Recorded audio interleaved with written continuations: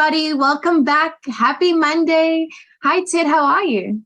Doing well. How are you? I'm great. Thank you. Always good to see you and to speak to everybody. Good. Speaking of everybody that we're speaking to, I think today we want to start, Ted, with the value of community. You're a solopreneur. How has community played up into your life and into your business when it is something where people think about it as a lonely thing?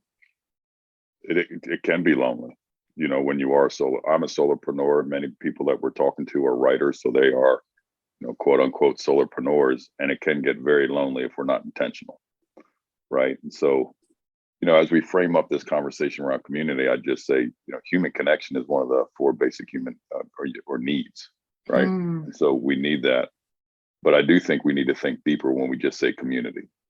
Okay. And one of the questions that I just posed before, we just say, hey, you need to go develop a community. You have a community within AWAI, for example. 100%, yeah. Right. But as a solopreneur, and even as a human being, I think the question you need to ask is, what do you need? And I used to think, this brings me back to many, many years ago. I used to try to keep my people really tight. I thought that everybody needed to be like me and think like me, and even think politically like me, or socially like me, or have the same interests like me. And I remember my father saying that you're going to find the way to grow is to surround yourself with people that are not like you, but you have to ask what you need, and so when I think about what you need, when you think about this idea of building community within AWAI and outside of AWAI, I think that's a fundamental question. And some of that, it could be emotional needs. I need encouragement, right? Yeah. It could be very practical needs. I need support or mentorship in X. And in some instances, I just need camaraderie. I need to be in the same bucket with people that are like-minded like me. And then all the way deeper down and further down the path, I need people that care enough about me that are going to shoot me straight. Like, there's all these different layers of need. And what I realized from the wisdom of my father was that I do have people that just serve very different purposes for me. Yeah. Right. Yeah. Even in what I would consider friendships. Like, I have friends that are very like me, but then I have friends that serve certain purposes. Right. Whether they be that they're filling buckets. And so I think fundamentally we need to be thinking about that, because you do need to build a community around you if you're going to be a solopreneur, because it can get awful lonely, but you also don't get what you need if you're just trying to go at this completely alone. Well, let me ask you this, because I think some hesitation for some people joining a community like, say, for example, AWAI, that they feel like everybody in that community is after the same thing as them. So then it breeds competition and not community. So how do you combat that, or what has your experience been with that, or, with people that might be thinking with that mentality? Well, here's the deal with that one. First of all, great point. I think we have to overcome that. Will you come across people that, are in, absolute competition with you? Sure. Yeah. And guess what? Maybe they're not the ones that you're going to keep in your inner circle of community. But what I would also say next to this, and this is where people I believe there's enough to go around. I'll take it back to 100%. Something that you said. I'll take it back to something that you said 1 or 2 episodes ago when you talked about your friend with the resume. You're only competing against, certain folks.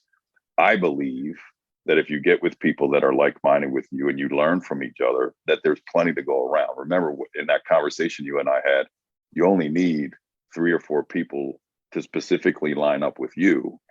And I do believe, whether you think it's fluffy or not, I believe that things come full circle, right? Yeah. I believe that when you develop deeper level relationships within your community, that even if we're in the same space, well, guess what? Hypothetically, you and I, Jade, are in the same exact space, and my bucket's full. Yeah. But because we've developed a relationship, because you're in my community, I give you a phone call and I say, hey, Jade, I got this project going on. I'm overwhelmed as it is. Yes. Hey, I need you to come over. So I'd be careful to just put the X up and say, hey, I don't want to get in community with people in the same space. 1, you're missing the opportunity to learn. And 2, these things come full circle. I've seen it. It's happened to me. And I can't always take on all the work. And so there's Yes. definitely been times where I've called partners that are in the same space of mine and said, hey, I got this project. Are you interested? Maybe we can double team it, or maybe you can just take it alone. That's so funny because I feel like you stole exactly what I was going to say to you, because Heather Robson talks about not only that's how she got one of her starts, but how she gets a lot of her clientele is for people, because this is also what happens in a community. Nobody always like stays at the same place, right? So when you enter it, there'll be somebody that is like maybe a level or two or more experienced than you, right? So her experience in community has been, she enters, there's people in there that she's made connections with and everything. They outgrow their clients for whatever reason, or outgrow their projects and pass it along to her, you know? So it's, and they might in some instances be in direct competition with, but she's benefited from it and benefited from that relationship as well. Because again, like what you said in the beginning, what did she need? She probably needed at that time from them mentorship, and then she had the ability to show her skills, and then they were impressed enough to pass along to her business, and it's literally what her business has been founded on, you know. And now she like, I don't want to say hosts the community, but heads up communities and all these things, you know. And as I mean, I've only known Heather for 7 years, but I know she's been with AWAI for much longer, but seen that rise, right? Because of her involvement with people, showing up, knowing what she needs, knowing what she's doing, and expressing it in like the, you know, how eloquent Heather is, like in such beautiful ways. So like, yeah, I think that you can definitely, you can be in the same competition as your community, but you can benefit from each other in a million ways. And yeah, so much for everyone. There is so much. Like, let me tell you this, Ted. I was asking the team because I needed a stat for like a certain a presentation we're doing. And I was asking them like what, like, so we always have to check like for correctness of what the industry is worth, if you know what I mean, like how much sales does that copywriting and B2B copy and all these things generate. And the figure that they gave me was over, like was something $1 trillion. Okay. Now, do you think that there is enough, like not enough to go around with multiple trillions of dollars of work? Right. You know what I mean? Right. We're all good. So there's two buckets here. There's the one that you're in competition with like-minded people doing the same stuff. And then the other levels here and the other buckets that you need to consider is what do you need?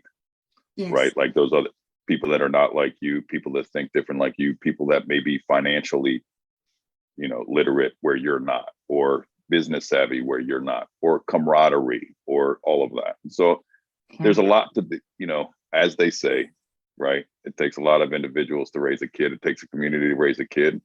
It's dang near the same thing here for you as a solopreneur. You need a community around you. And don't you also feel like success comes faster with multiple people in your corner? Like that energy pushes you forward quicker and better and faster, I feel like, than doing anything on your own, you know? Yeah. Okay. And equally, I'll just add to that, equally as important, easier to sustain.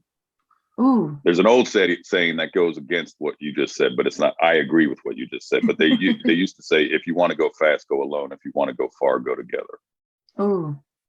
So this idea that, you know, you come out of the gates, but if you're alone, eventually it's going to be what, you know, as we've talked about on other episodes, probably much less fulfilling. Yes. And are you going to be able to sustain that? So again, back to that human need of human connection. It's a must. Big thing. And thank God these days we can do it like this virtually. So it's incredible. Amen to that. Yeah. So Ted, homework is going to be to need. I'd consider what you need. Yeah. What do you need? So if you just wrote down community, what do you need from your community? You know, and then you have to be intentional and go out there. So this is maybe a whole nother conversation, but you got to get out of your own way and start reaching out to people. Okay. And then speaking of those people, I think next week we're going to focus on how we can help people and talk about helping other people and businesses and all those things. So we'll see everybody then. Thank you, Ted. Bye. Cool.